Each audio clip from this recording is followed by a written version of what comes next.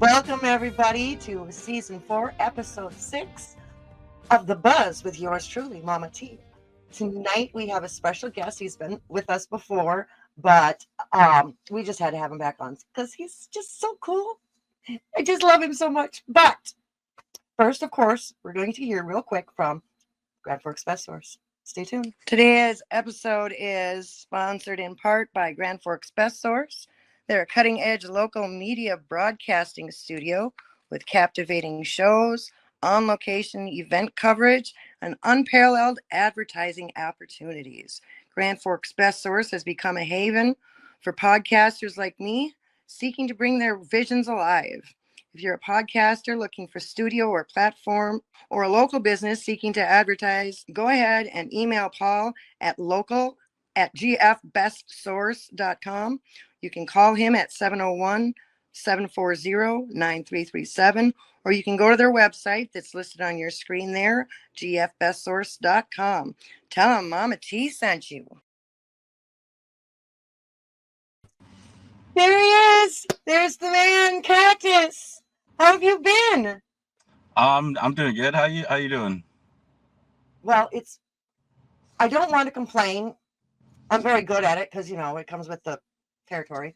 But it is very cold here right now. It is actually freezing. Like, literally, it was 25 degrees earlier. And my furnace isn't fixed yet. But my space heaters work really good. My electric bill is going to be outrageous next month, but, how is the weather there in Cali? It's okay. It's okay. It's just there's no snow or anything. It's nice. I can't complain. Yeah. There's no snow yet, but it is cold. My husky's enjoying the cold right now. Like, she can't decide whether she wants to be inside or outside. And so every time she's outside, she bounces against the door until I let her in. And then I let her in, she's in for 10 minutes, and then she wants to go back outside again. Nice. I forgot you got a dog. I forgot you got a dog again. That's cool. Yeah, I got two actually. I've got the white husky Nova, and then I've got a mini Sheltie, and she is very shy. She hides. She doesn't like company, and every time the door opens or closes downstairs, she has to come running downstairs, and she is this dog. So I had this bag of candy, right? And there was only one piece of candy in that whole bag that I wanted. And I had it sitting on the coffee table. She came. Well, this morning I got up and it wasn't there. I came up to give her food and found the empty wrapper on my bed. So enough about me and my little babies. How's music treating you? I'm sorry. I'm trying to balance talking to you. I got my two dogs with me right now, so if they bark a little bit or anything, I'm sorry, guys. Everybody that's watching and that's all right. You know what? I've found that most music lovers are also dog lovers. Oh yeah, that's interesting. It is. I mean, I think I think I'm going to start taking a poll, like all my guests I get. I had Jimmy Primetime last month.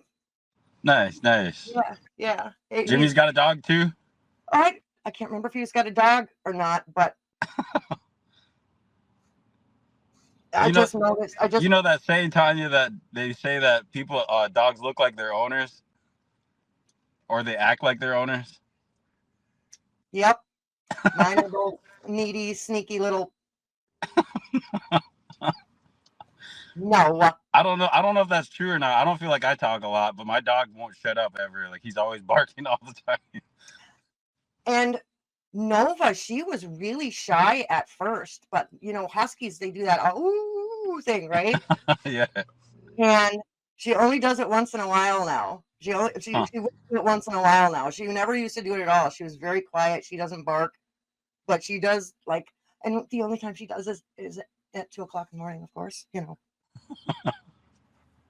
Oh no! Get off me! I'm trying to sleep. Right. Little nudgers, just like shake your arm until you start. So we got to give people a little bit of a backstory here. Mhm. So, kind of a funny story how we met, and the name dropping you were doing with Bobby, and he was like, "No, whatever." So when you were up north here, and we met through Bob and Colleen over at Log Jammers, Mhm. and they told Bobby, "Oh, you got to meet this kid. You got to meet this kid, right?" And they brought you over, and Bobby just like, "Yeah, okay, yeah, he's pretty cool." And then you started telling him about the people that you knew. Who are some of these people that you were telling him? Well, when I went over to the bar and everything like that, he had a picture of him and Watermelon Slim up on the bar, and I was like, what the hell? You know Slim? And he's like, yeah, I know Slim. And then like he didn't really like think anything of it, but like I just called Slim up right then and there at that moment, and then I put him on. I was like, here, there's somebody on the phone for you, and he's like, what the hell? He's like, I wasn't expecting that. Like Slim was like, oh hey Bobby, you know how Slim talks. Yeah, But it wasn't.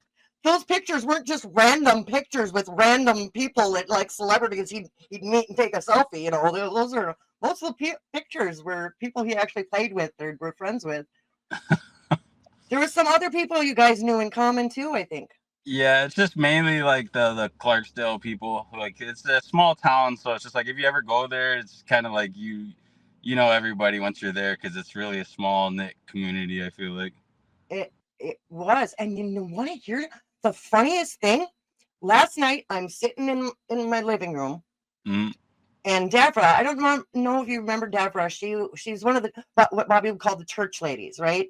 Oh. And she's working at the bar, and Mm-hmm. she calls me up and she says, um, "So there's this guy here from Clarksdale, and wants to know more about Bobby. Could you come over? Somebody's up here from Clarksdale. Are you kidding me?" Yeah. Yes. I mean, and like he wasn't a musician or anything like that. He just was from Clarksdale, and he was walking around looking at the stuff like you did. And he's like, "What on earth? What's going on here? There's this guy." Right. Well, if you talk to his girlfriend, she just lives down the street. Oh yeah. So I went and I grabbed a bunch of these different issues of the newsletter. Mm-hmm. There was two of them that were our story of when we went down to Clarksdale. Um, it was just we had such a great time down there. It was always, and everybody was so well. I can say there was two places that weren't very welcoming.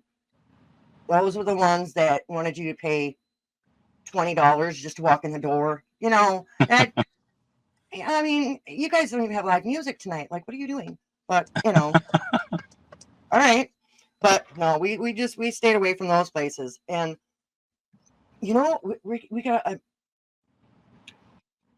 where you were on one of Bobby's albums, weren't you? I believe so. I think yeah. I kind of we were messing around a little bit one day like that, and yeah, I'm not too sure. I can't remember And, what came from it. and see, I wrote the one pages on these, and I remember putting your name on one of them, and I can't remember which one it was. Yeah, yeah. I remember it was the song Mississippi. It was like it's Mississippi Kind. yeah, See, yeah, yeah. I Yeah, was it was hoping because it was that one. that was me and Bobby's kind of like every time we would bond over. It was always over blues, and it was just over like the people we knew in Clarksdale, and they're just like we kind of knew certain people that we would joke around about, like, oh, you know this guy, just like little inside jokes here and there. You know what I mean? Where you get your guitar fixed Yeah, at, yeah. you gotta go to Reds, you gotta go to the Bluesberry. I mean, and the outro to that song is just so cool. And so this guy that I met last night, I like showed him on his phone where to find that song, and he's like, "Oh, I'll have to listen to that later." And oh, he was just so excited. He was just so, and I'm hoping maybe I don't know if he's got it queued up or if he can find it. Maybe after the first break, we can play that song. Mm-hmm. That would be a lot. That I think that would be a lot of fun because now we have permission from the family to start using his music again. So we can Nice. we can play whatever we want now. Yeah, music's always interesting when it comes to stuff like that. You know what I mean? It's just like tough. the legalities and this and that. It's really interesting, and it's like the more I like delve into things, the more I find out the way things really are, and there's a lot to learn. Yep. Like Yeah. um, doing covers, Mm, AMI, mm, um, um, royalties, right, royalties. right. Like CD Baby, what is the TuneCore? Got to get hooked up with both of those now. You have original music? I mean, I'm working on stuff still, as like there's been a lot that's been going on with me, but it's just I'm kind of just trying to get on my feet more or less right now, and I have I had a plan for a while, but I really want to go into a studio over here, like a legitimate studio, and I kind of already got like the price points for like I was looking into like Paramount, Ooh, and Paramount, like one of their bigger rooms is like 35, I think, for like what is it, 6 hours, I think. wow. 3,500 for 6 hours, and they have everything in there. They got like a grand piano and all that stuff that you need, and I think it's like a couple hundred more for like somebody to sit there and kind of like be an engineer or whatever. Yeah, yeah. And see, and that somebody just asked me the other day, does Bobby still have all his studio equipment still here? Well, Mm, yeah, it's still here, but who knew how to use it besides him? Like yeah. what we don't even know what to do with it. Like, you know, and I know there's a lot of stuff on there on that computer that he left half done. Like there was a lot of stuff that he started on and never Hmm. finished, or because we were thinking about going in there because I Hmm. know he played a lot of stuff for me that never ended up on any albums. So Yeah. we were thinking about going in there and like maybe making a album after. Yeah. Yeah. That'd be cool. I like that idea. Yeah, that's really cool. I just remember he got that reel to reel, and I was like super excited for him. I was just because like I have a reel to reel, and I was telling him about mine. He's like, but I can't remember if his was like a 4 track or what it was, but I just remember he got that reel to reel, and then I went with him down to the cities, and he met up with this guy who gave him like a bunch of tapes and everything like that. Yeah. Like his grandpa was on some of them or something, and he didn't want to wreck them, and he didn't know how to use the reel to reel, so it's still sitting there. It's Hmm. it's all still just just just No, sitting there yeah. collecting dust. That's the part I always thought was cool about with Bobby was um like the Minneapolis side of things, because like he would go down to Minneapolis, and a lot of times, like a couple times actually, not a lot, but like he hired me to drive him down there and everything like that, and then we just kind of would go down there, and would he knew certain people over there even that like we just kind of like, wait, this person, I know that person, like, and certain people, like I can't believe he didn't know Wayne, like the whole time he's been McFarlane? going down there and everything, he never knew Wayne. I'm like, you don't know Wayne? And yeah, and Wayne then McFarlane? yeah. Yeah, I've got his album downstairs on my wall, signed. I get some cool gifts sometimes. I got one from Johnny Rawls and Otis. Something I can't remember, but I think it's like Soul Brothers, I think. But yeah, he signed it to me, so I got to get Johnny on too. I think I really got to get Johnny on here. And I haven't talked to him in a long time either. Johnny, who's Johnny again? I forget. Johnny Rawls, Oh, Johnny Rawls. Yeah, yeah, yeah. I think he was just out here not too long ago. really? Yeah, I seen something where they had him out here. Like, there's this guy that brings like all the blues acts out here this way too, and I'm pretty sure I've seen something with him not too long ago out here. Awesome. How is the blues scene out there? I mean, you remember what it is around here. Like you get Yeah. random festivals now and then, but No, yeah, it's pretty cool. I've been going to this place. It's in Inglewood, and I just kind of happened to bump into it. I go online and I go to like these like blues groups because I'm always trying to find places to jam around the city or whatever.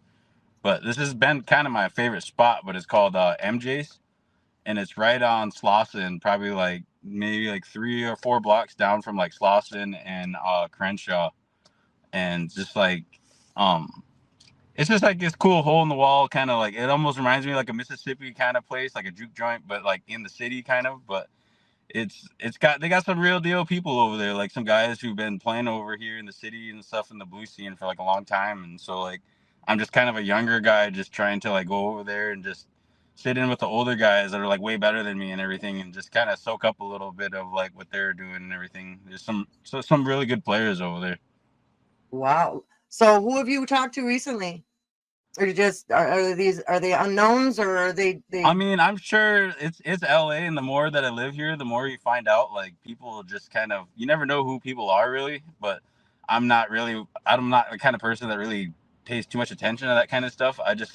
I like the music, so I'm just like, if you're cool or whatever, like I'm gonna talk to you, and like I don't really care about those things. And later on, you find out, oh yeah, by the way, I do this or I do that, and that's just kind of the way it goes in LA. You never know who anybody knows really for the most part, and it's just, Well, I know that there's probably, I don't know, I imagine they probably have done some stuff, but I just don't really know who the people are per se. I just know them from being there on Sundays. Like I'm like, hey, it's you again, like. I remember that Bobby and I going to different places, and I know I heard some stories and see that's me though. I forget. I have terrible memory. So even if you told me like you played with Prince, you used to play with Prince, I'd probably just space it out and just say, hey, I love your bass. Right. Yeah, I'm always just trying to have a good time for the most part, and I'm just, like I said, I'm just more about the music. I don't get caught up in all the hype and all that, and I'm just like, I feel like a lot of people are like, oh my God, you're out in LA, you're trying to become famous and this and that. I'm like, no, I'm just living my life right now. I'm just happen to be in LA. I'm not like trying to do any of the typical things that people would stereotype somebody living in LA would be doing, but just living my life, Well, that's the best way to do it. Yeah, you gotta live your life, because if you don't, then your life is gonna live you. Right. If that makes sense. Yeah. We do have a commercial coming up, and hopefully he can find Mississippi Kind and play that after the commercial break. That would be really fun. Right. Oh yeah, we are. All right. And then we can chat about your musical beginnings and how you got into all of this in the first place. So stay tuned. We'll be right back.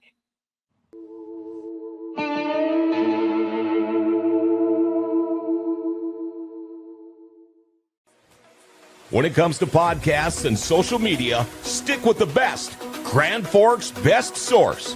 Keep up to date with local happenings and news, interviews with city leaders, athletes, nonprofits, and of course, lots of feel-good stories. Grand Forks' best source is a great way to advertise your business or events with the most economical ad packages available. And contact us to find out how you can have your own podcast with the best studio in the area. Check out Grand Forks' best source on your favorite social media app. Grand Forks' best source, the Forks' best local podcast. Call 701-213-0863 or online at gfbestsource.com. We love the Forks. Grand Forks' best source, giving the Forks their identity again. What's up, Red Lake Nation Radio? This is your host, DJ Soko. Come join me if you're Ace or Donnell from 4 p.m. to 8 p.m. every Soko Saturday, where I have a new segment, Soko's Metal Madness Hour from 7 to 8 p.m., bringing the North all the new and classic metal to the masses. The first 3 hours will be the old school hits, the rock and roll classics, and all other genres of music. Even country. So come take a cruise with me, DJ Soko, bringing the fire right here on 105.3 WRLN, Red Lake Nation Radio. Yeah. Hey everybody. Season 2 of Adulting with Jake is underway, but while you wait, you can always relive Adulting 101 Season 1 and every excruciating detail and every terrible pun, lame joke, and frankly, every poorly acted scene. Out now on our channel, TookingWithJakeShow.com.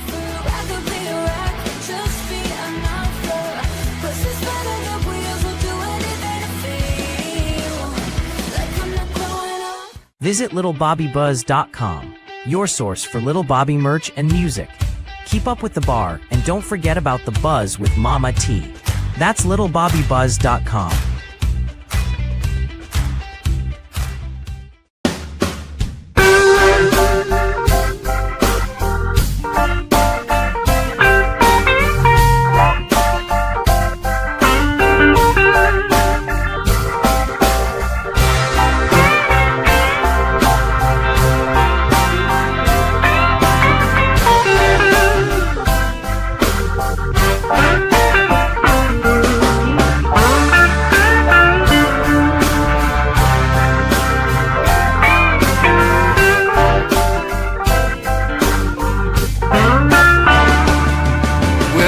down in Austin, Texas, yeah, in Memphis, Tennessee, south side of Chicago, and even in East St. Louis. You might think I'm dumb, deaf, and blind, but my favorite kind of blues is the Mississippi kind. If you ain't been to the Delta, well, man, you gotta get down there. I swear it's in the water, 'cause there's blues everywhere. Don't even try to change my mind, 'cause my favorite kind of blues is the Mississippi kind.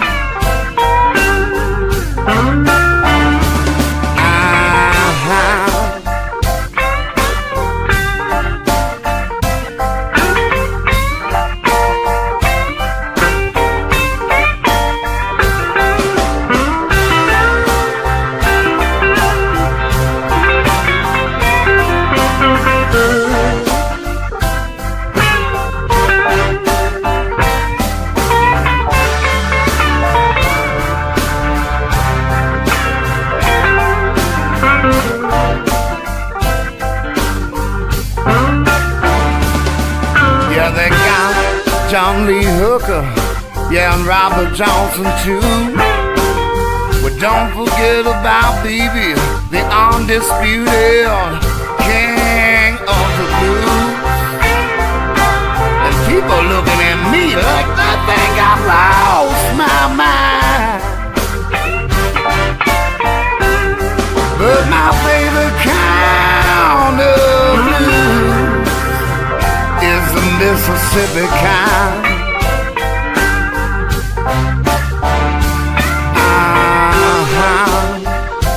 You know I'm talking about Clarksdale, Mississippi, Red's Blues Club. You're gonna see some Terry harmonica bean, my buddy Harvell on the bass. You know I didn't forget about you, Big A. You might want to step into the Ground Zero Blues Club. You're gonna see Lala Craig. You know Lucia's gonna be stepping up on the stage. Super Chicken, even Kingfish, even Stan Street over at the Ham Bone, even the man himself, Mr. Watermelon Slim. He gonna be hanging out down at the Bluesberry. Don't forget about D. Cart. We're gonna need a rhythm section. Where's Lee Williams and Heather Cross at? Come on, y'all, let's jam. I gotta stop by the music store first. Hey, Ronnie, sell me some guitar strings, would you?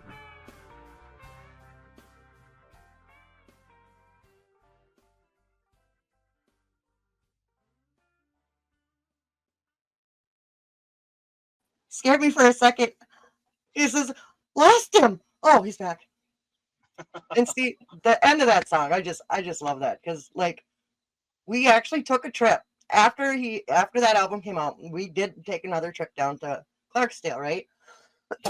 And we're sitting in this club, and the bartender plays music from his phone on the, instead of like a jukebox or whatever. He's the system set up to just play playlists off of his phone. And we're talking to the bartender about this, and Bobby's like, so you can pull anything up on there? He's like, yeah, why? He's like, check this out. He showed him on his phone, and he's like, what's this? He says, it's me. So he cues it up and plays it for the bar, right? And everybody's like looking around like, hey, this guy's talking about us. Like, it was just so cool, just like, because we just sat there and waited. And then afterwards, the bartender, who was also the DJ, announced to everybody, well, here's the guy right here. So everybody kept buying us free drinks. So, Hey, stop. well, hello to you too. Yeah, that's Sherbert. Sherbert? Yeah, Sherbert. I like Sherbert. So what you did play on that set? Yeah. I remember Bobby. I remember going over to the studio over there and kind of just like Bobby was just like, just play whatever right now, just whatever you want, just like play whatever. And so like I just remember just like I started to play whatever, and then like he literally just built all of that kind of around like whatever, and it was just like, let's play some Mississippi shit. I mean, sorry, Mississippi stuff. I apologize. Um, let's play some Mississippi, like, you know, kind of grooves or whatever, and stop. And basically, yeah, I just kind of played like what I like would play down there, and then he just kind of did whatever, and then you know, the song was like there, but it had no lyrics. And I just remember like I was downtown, like Bemidji, doing something. I think I was like at one of those bars or something like that, and I got a call from Bobby, and he was just like, "I got the lyrics for it," and he was just like super excited about it. And he was just like telling me that he recorded it and everything. I was like, "That's cool, man!" Like I knew he was like really excited about it because he was like telling me, and he's like, I did it. Like I put like it's like about Clarksdale and everything. Like I fit it. Like it's like that's cool, man." Then I finally heard the finished thing. Like he had the whole like album done. I was like, "That's cool, man." So you got to be on an album. Is that the first album you've been on? I'm pretty sure, yeah, yeah. I kind of did like some recordings down in New Orleans one time, but like I don't know whatever came of them, but that was like the first official thing that was like kind of like released, because I don't think that was ever released. Plus, it was on the charts. So, and I do believe, I can't remember for sure if Mississippi Kind was on the singles ones or not. I know Bad Girl was, um, Killer Bee Sting was, and there was a couple other songs that made the singles. And like he's still on the charts. Like if you go to a Roots Music Report, there's this best of 2024, and if you click on Contemporary Blues, both of his albums are still on the best top 50, I believe. Both of them are in the top 50. One's like 46 and one's 26 or something like that. Can't remember for sure. Yeah, So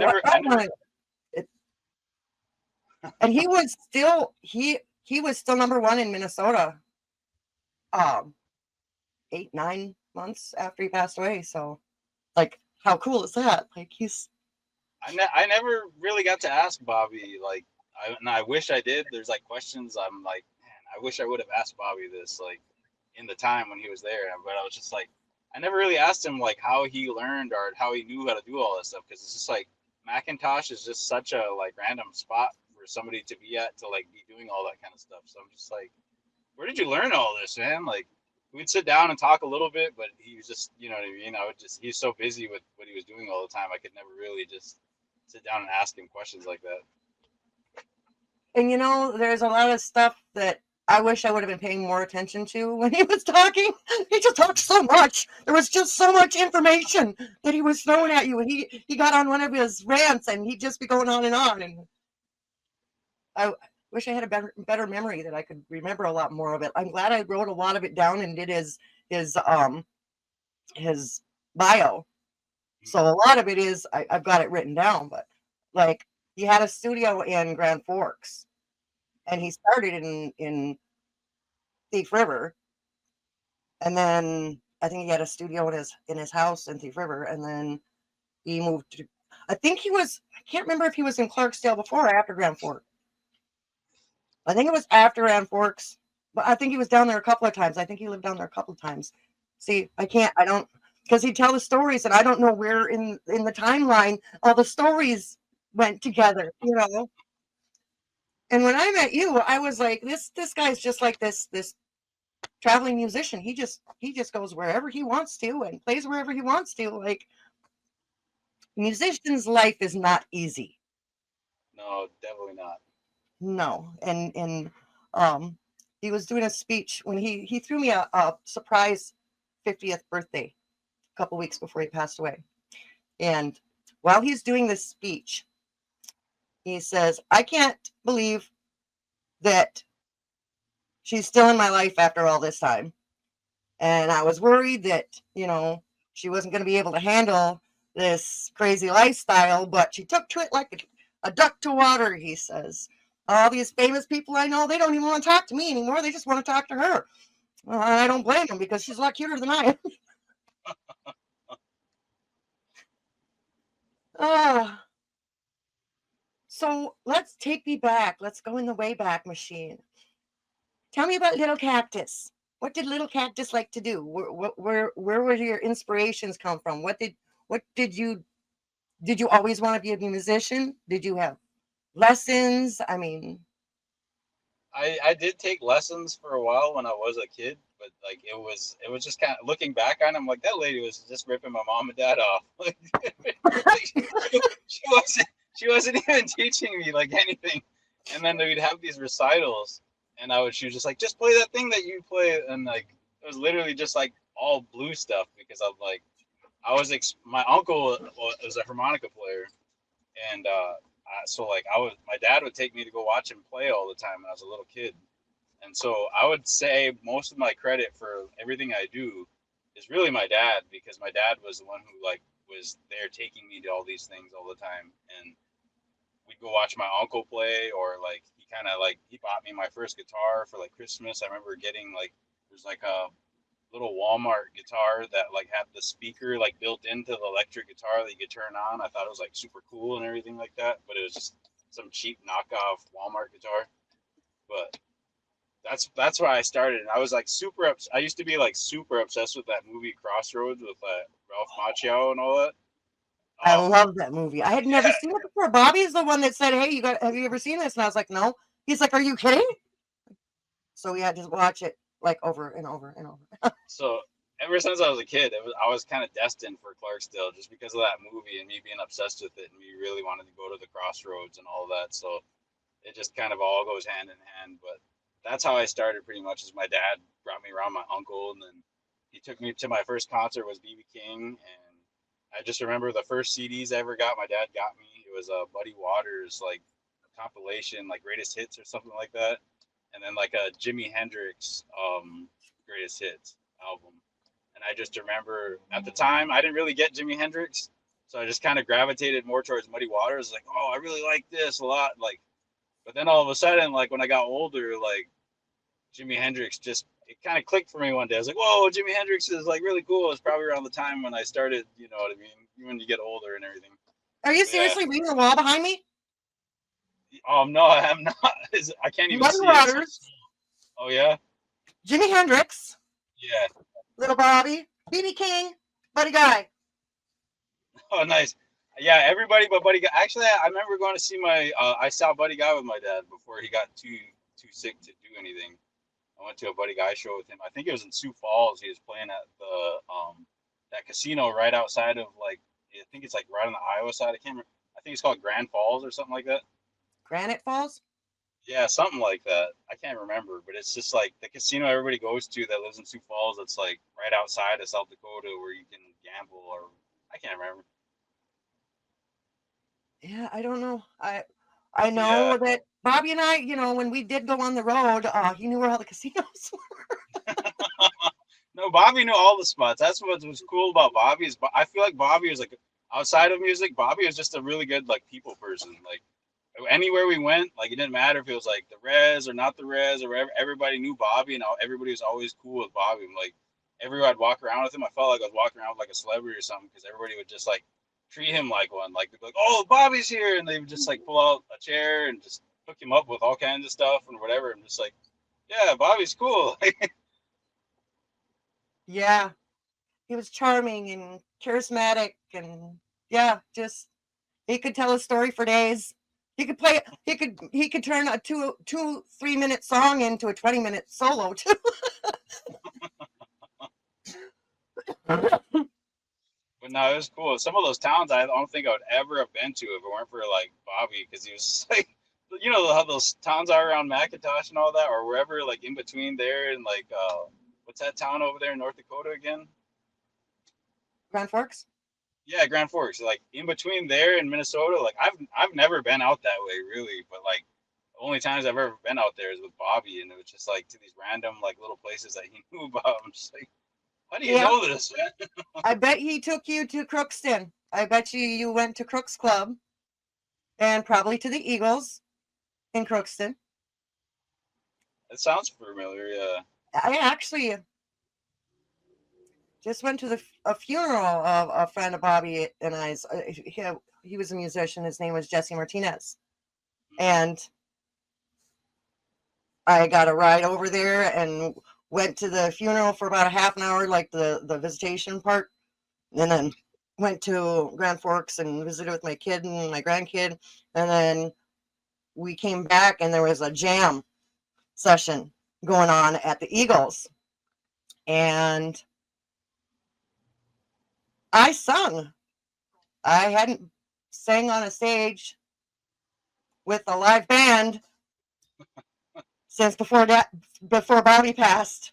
So I had to have a few, but yeah, I sang Proud Mary, and my stepdad, he thought he had it on video, and he hits the button, and he's like zooming in and thinking he had it on photo instead of video. It's all right. Well, Jesse never got a chance to hear me sing, so I said, well, there's a live band. You guys know Proud Mary, don't you? Oh, yeah, we know Proud Mary. I'm like, all right, you're gonna really know her now. But yeah, that was last time. That was just a few weeks ago. So we do have another commercial break coming up, but when we come back, I want to hear where your travels have taken you. Where, like, you settle in different places, and I want to hear this timeline because you've been in South Dakota, you've been in Clarksdale, you've been up here in northern Minnesota. Now you're in California. I want to hear how this happened, that you just decided, what led you to this life. But we're going to cut to commercial and stay tuned. We'll be right back.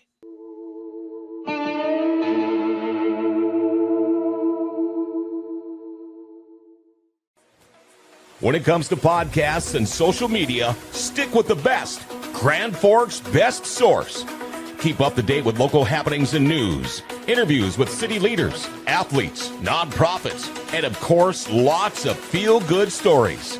Grand Forks' best source is a great way to advertise your business or events with the most economical ad packages available. And contact us to find out how you can have your own podcast with the best studio in the area. Check out Grand Forks' best source on your favorite social media app. Grand Forks' best source, the Forks' best local podcast. Call 701-213-0863 or online at gfbestsource.com. We love the Forks. Grand Forks' best source, giving the Forks their identity again. Hey everybody. Season 2 of Adulting with Jake is underway. But while you wait, you can always relive Adulting 101 Season 1 and every excruciating detail and every terrible pun, lame joke, and frankly, every poorly acted scene out now on our channel, cookingwithjakeshow.com.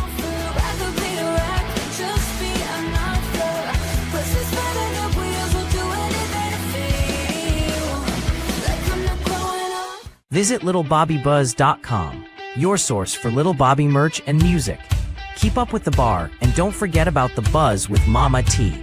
That's littlebobbybuzz.com.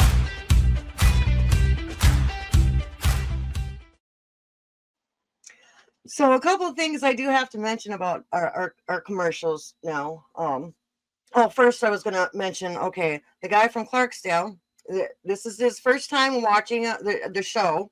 So I want to thank him for that, but I do have to explain, we are not technically live.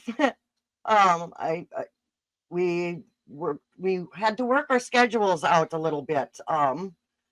Yeah. I mean, and we just started a little early, and we'll throw it up at 5:00, and I will watch while you guys are watching right now. I'm watching it, and I should be answering anything you guys have on there. But I want to give a shout out to Aaron. Thank you for being our newest fan. So that Soko thing. Yeah. So you can actually go online and listen to the show. His second song every Saturday is always a Little Bobby song. Nice. Always. And you know what? You know why I think it's so funny? Do you remember one of the things that one of Little Bobby's things that he would like to yell for no apparent reason? I, Poop! oh yeah. I remember that. And poop is also referred to as number 2. So that's why I find it very amusing that I think Bobby would just love that. Um, also, I'm going to say something about Pioneer Radio. Um, some people don't understand that a lot of these radio stations, like, and then there's PBS and NPR, all this, a lot of this funding comes from the government, and they're cutting a lot of this stuff. And so that's why we're promoting them, because they do give a lot of people get their foot in the door, let them get their foot in the door. And so if you are watching this and you want to donate, go straight to their website and give them a little bit of support, because they really deserve it. All right, done with my ranting now. How? And give me a little timeline here. Where did you start and how did you end up there?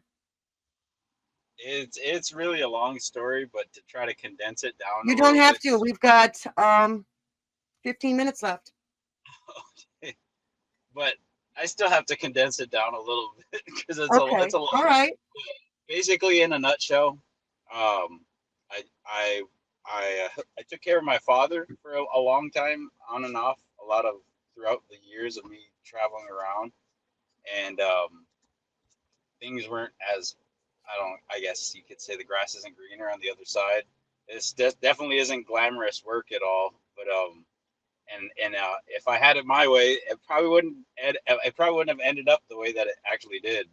But I took care of my dad until he passed on hospice, and every time I would take care of him, and basically go to a new place. You know what I mean? Like every time, like in between, and I feel like I would drop everything every once in a while. Once I would get settled somewhere like that, and my dad would call me back up, and he'd be like, "Can you come back and take care of me?" And so I would drop everything, and I would go back, and I would take care of my dad. And like, this process just kind of kept repeating itself for years. And the first time I left, I think I went to I left and I hitchhiked when I was 17 years old. I went away from home, and I ended up in New Mexico. And then oddly enough, I ended up in like around kind of Santa Fe, but then I went to college there later on. But um, I basically went to Mississippi next after that. I hitchhiked down there just because of that movie that I was always watching. I'm like, well, I don't have nothing to lose right now, so might as well go to where the place of the blues started, like that, and try to learn something. So, and in my mind, I thought that I was kind of trying to get an experience as close as I could to what Robert Johnson was going through because of the movie and all that stuff or whatever. Did you sell And your soul? You didn't sell your I'm sorry, soul, did you? no. Okay. All right. I don't think they would take it anyways. They'd be like, no, I don't even want that one. I got the blues so bad I can't even sell my soul. So yeah, That's a song right there. yeah. Or somebody, depending on who you talk to, they'd be like, "You guys, he's got the blues so bad he can't even play them either." So it's just like either way, I got the blues. So damn it, I know what it's about. But yeah, I ended up down there, and I learned a lot. I really liked it, and then I kind of kept coming back. Like every time, like things would happen with my dad, I would kind of go back and just start over someplace new every time. And then like every time, I just kind of was like, I almost felt like it was a test. And I went all the way to Florida when I was down in Florida at one time, like I don't know, like Ybor City and Tampa and all that. New Orleans a couple times. I was just living in the French Quarter, just kind of. And I don't really like speaking on it because it's just like in those years I'm young and I'm learning and I'm growing, you know what I mean? And it's just at that time I wasn't like I really didn't have any kind of what's the word I'm looking for? Just stability, I guess you could say. And so, but again, music was always the driving force behind anywhere that ever went. Because it's just like I look back at those times, and in New Orleans, kind of specifically, it was so much fun just getting to walk around and just hear all the bands playing like at all the bars and just stopping out front. I had like my little busking amp, and I would busk every day to make the money to try to stay in like a hostel. So like every day was a mission to just play music to try to make enough money for a place to sleep that night. And then at the same time, you get to try to sit in with these bands and listen to all these people play and just kind of pick up things here and there by just constantly being around music all the time.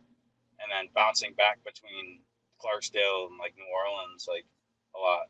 And then I started going out to Colorado and was in Denver a lot, just kind of, but it's like out in Denver, it's more like the jam band scene from like what I saw. It's just like a lot of Grateful Dead stuff and just, which is cool. Every place has got its own little vibe and everything like that. And then later on, I ended up in like Seattle. And so up in Seattle, like, like I went there just because like I was like super obsessed with Jimi Hendrix too. But like it's a way different time and era than when Jimi Hendrix was around in Seattle.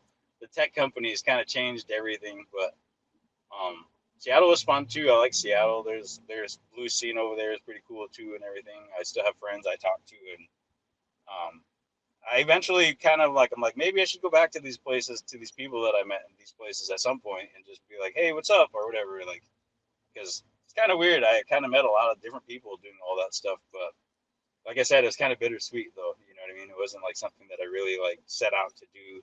It just kind of happened. But yeah, then it led me to coming out here to California, because this is like kind of where I always wanted to be, was like LA or like New York. And I'm just like, out of the two, I'd probably rather go to LA than I would New York, just because of the weather and the beach.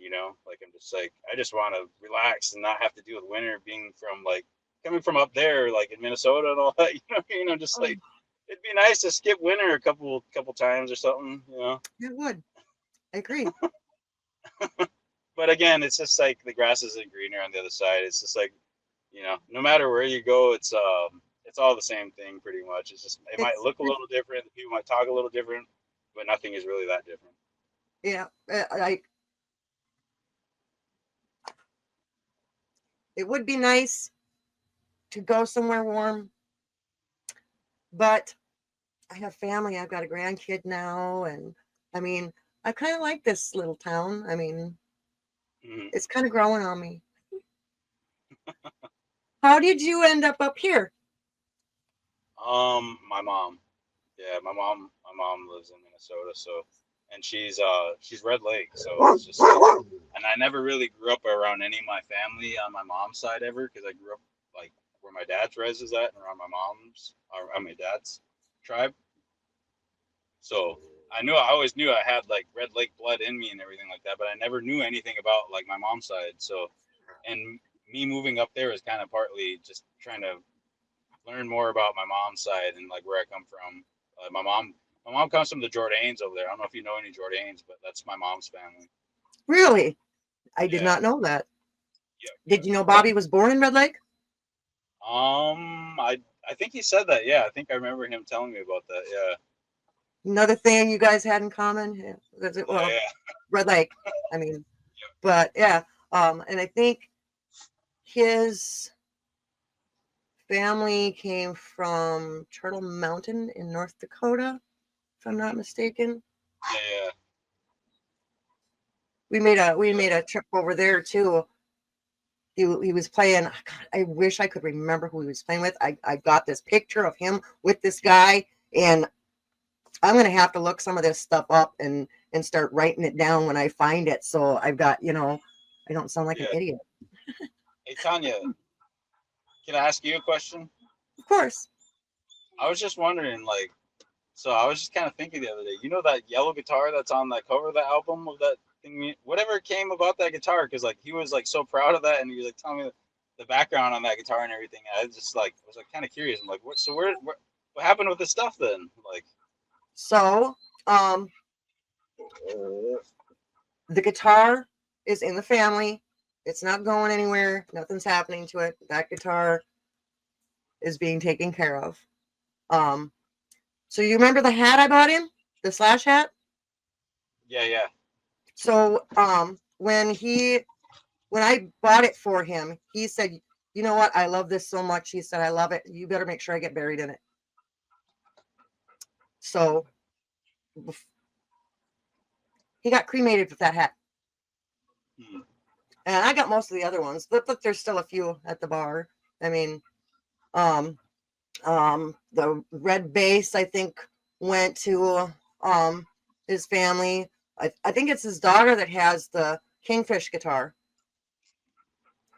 Oh, was I supposed to say that?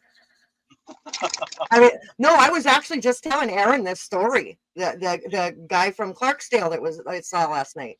I was just telling him the story on that last night, and because I gave him I grabbed a few issues, right? And the one issue was the one with Chris Stone as the featured artist, and the picture I used was the picture that he had the yellow guitar, the blonde, on this album cover. So that was the picture I used for him. So I thought that was the story behind that guitar was really cool, though. You know, like he said, because like he was just like, you know, that's Kingfish's guitar, right? And I was just like, what? Are you serious? That's crazy, man. Like, because like I just remember like checking it out. I was like hanging out with him in the studio and all that. I'm like playing the guitar and all that. I'm just like, man, this is a really nice guitar. He's like, yeah, you know, I got that from Kingfish, right? I'm like, that's crazy, man. Like, and we actually, on one of our trips down there, we ran into him at the Hambone, I think. Yeah. The one that's kind of like an art gallery. Mm-hmm. Is that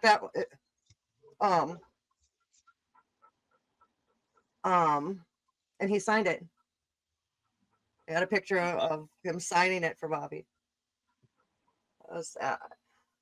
See, so all the different places that you've played and settled down for a little bit, where do you feel most at home? I mean, really nowhere. And it's just kind of, I just feel like I'm always just kind of I don't know the word to use, but I don't really feel like I'm home ever, really. I just kind of wander here, wander there, or anything like that. But it's like, you're a free spirit. I mean, kind of, but I guess you could say like part of it is just me being native, and then just being native and like realizing how different my lifestyle is. A lot of times, looking at like just even my own family and everything like that. Just like, you know, I have a lot of family that's never even left really the res, you know, or if they do, it's just for a short amount of time and then they're right back there again. So it's just like I just realize more and more like how different like a lot of times my life may seem. And so I don't know what it is, and I don't question it. I don't think I'm like super unique either. It's just kind of the cards I was dealt, you know what I mean? I don't question it. Were you dealt from the bottom of the deck too? Yeah, pretty much, yeah.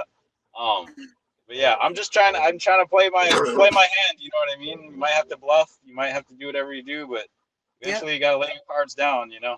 Yep. I was actually in a music video.